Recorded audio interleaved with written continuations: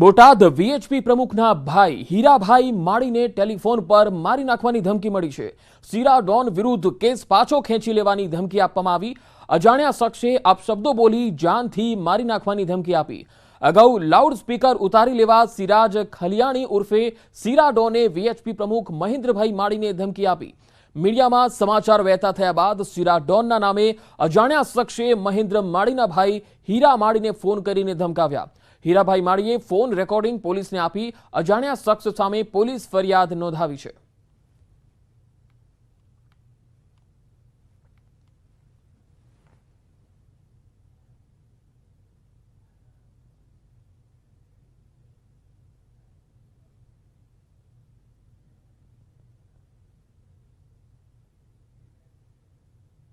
કોણ બોલો તમે? તું કોણ બોલે? ઈ બોલે મને કેને માળી બોલે? માળી જ બોલું છું। તારે જીવવાનું છે કે મરી જવાનું? કોણ બોલો ઈ તો કહો। એ હું બોલું છું, તને અડીસ બીસ ખબર પડી છે હું કોણ બોલું છું, બરોબર? હા હા નહીં એટલે પાછું ખેવાનું છે તારે? હે કેસ પાછું ખેવાનો છે? હા રેકોર્ડિંગ કરે તું? ના ના આમાં એવું આવતું જ નથી કાંઈ। હા તો કાંઈ વાંધો ને, બરોબર?